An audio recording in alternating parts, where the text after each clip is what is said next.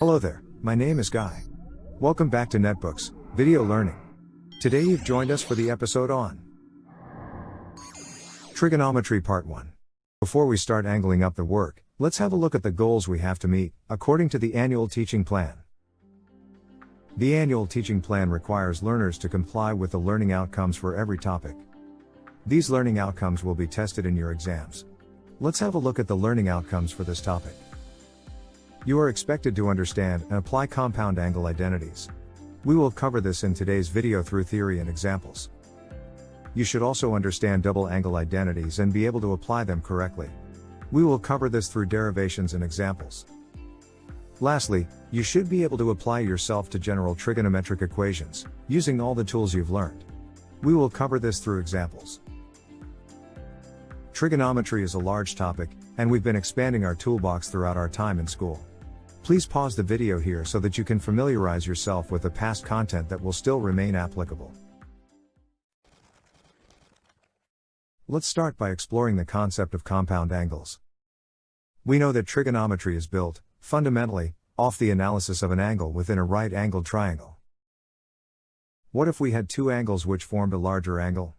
This is the concept of a compound angle identity. The trigonometric ratios for the larger angle, made up by two angles, A and B, can be represented in terms of the trigonometric ratios of each of the two angles, A and B.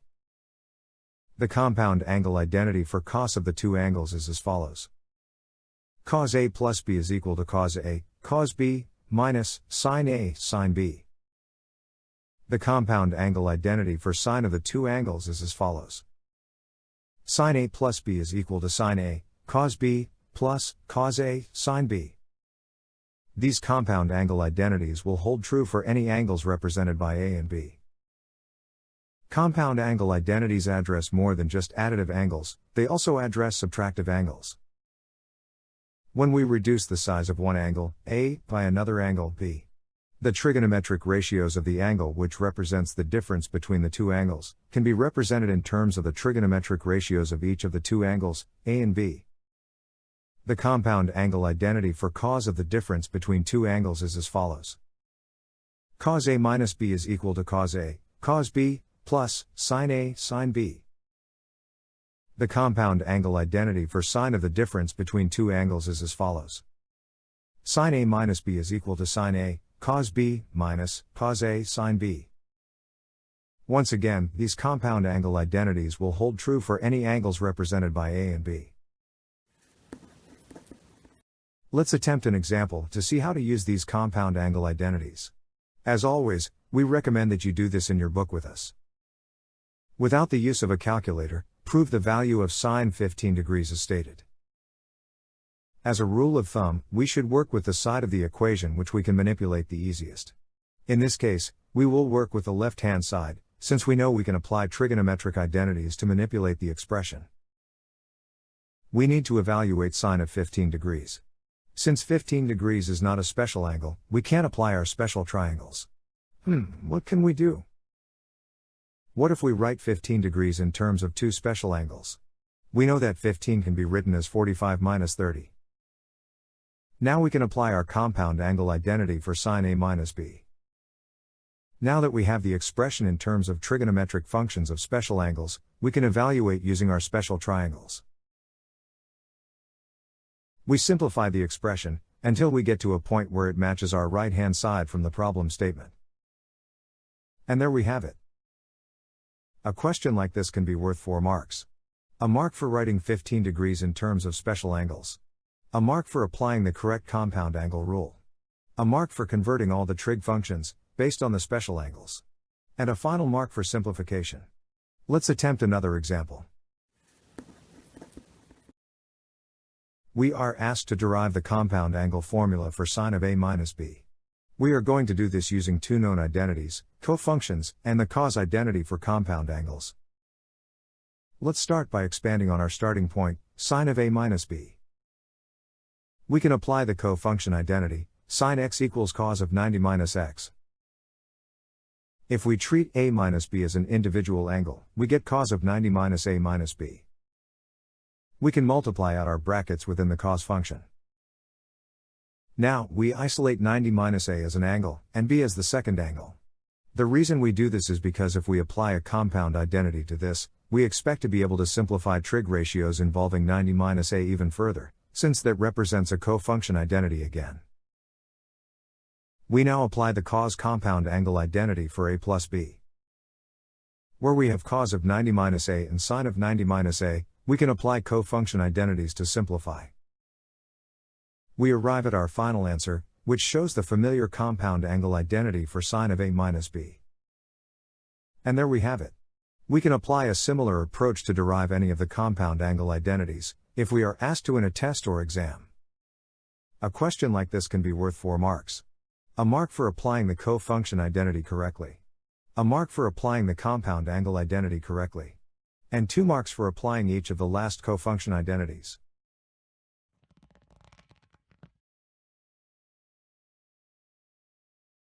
We have now completed the first learning outcome for this video. Let's explore the concept of double angles. Double angles are a special form of compound angles. To understand how we get double angles, let's start off with our sine compound angle identity for a plus b. What will happen if our 2 compound angles are equal? In other words, if a equals b.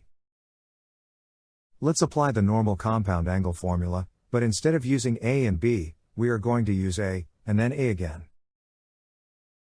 If we simplify this, we get sine of 2a equals 2 sine a cos a.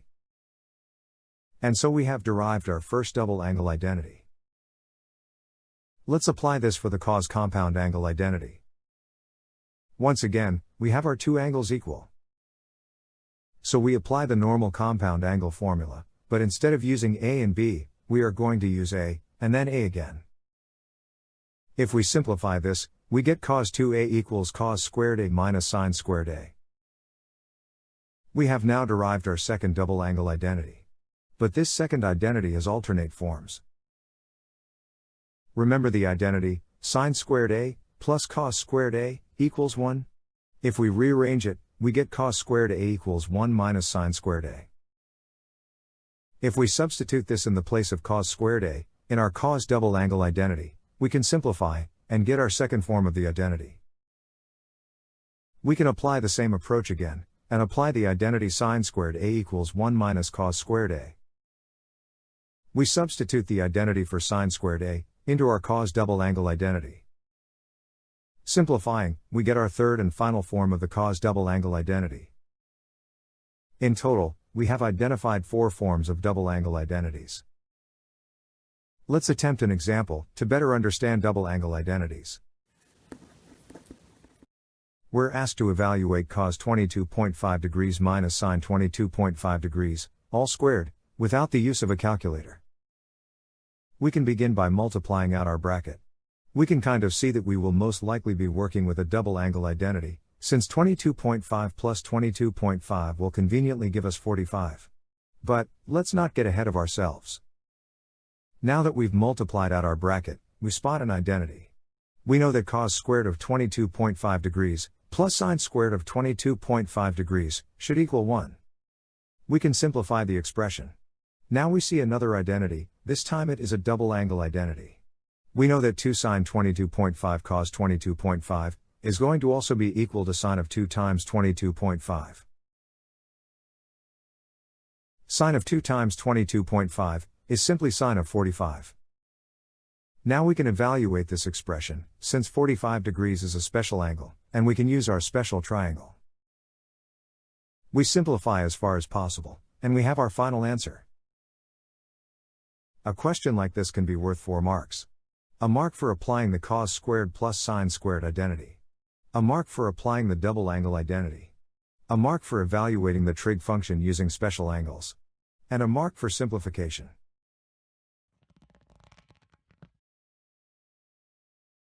We have now completed the second learning outcome for this video. Let's do one more example for today, one that involves most of what we have learned so far.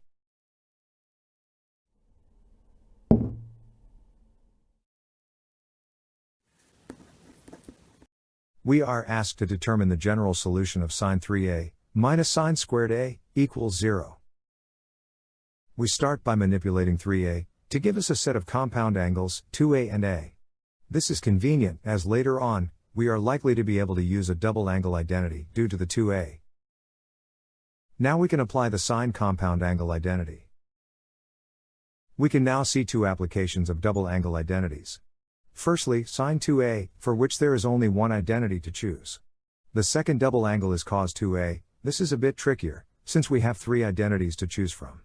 It is important to have a strategy behind our choice.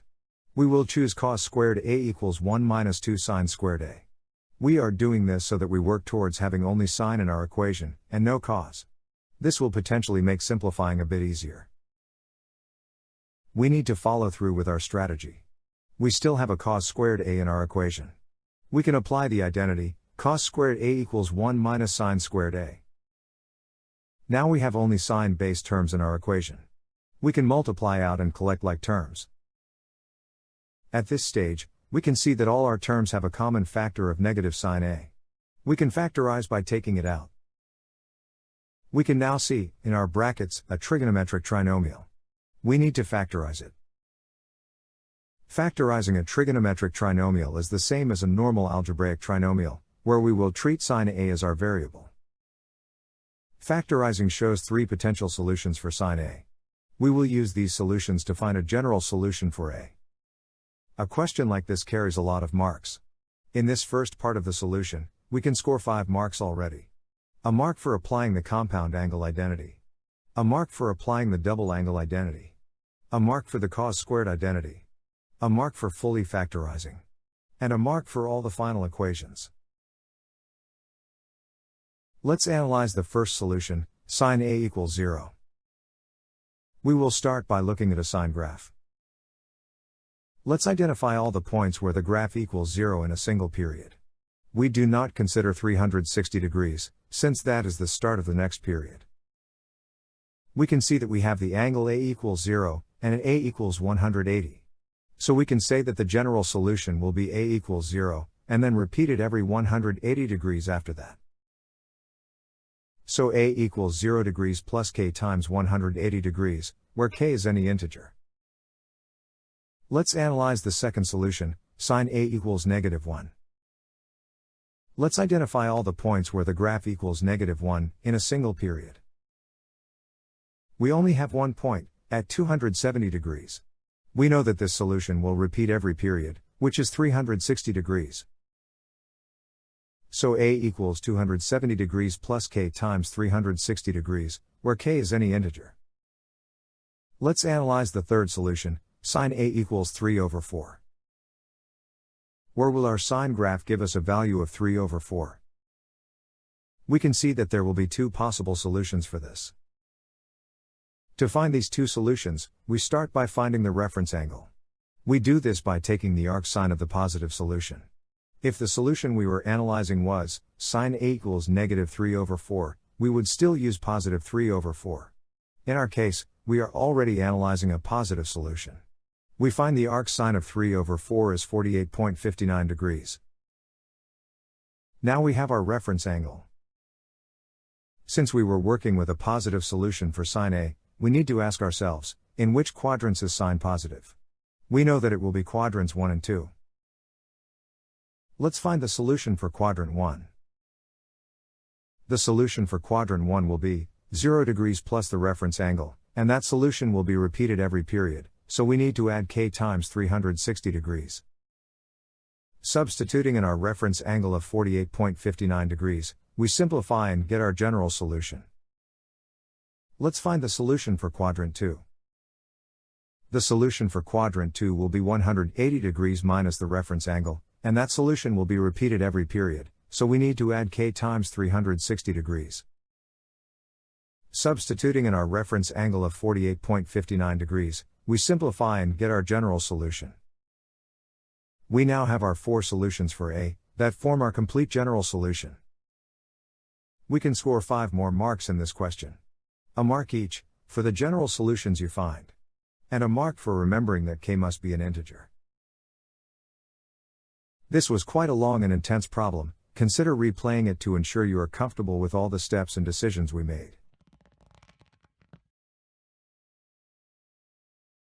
We have now completed our third and final learning outcome for this video. And with that, we're done with today's video. It's been my absolute pleasure. I look forward to seeing you again on NetBooks Video Learning.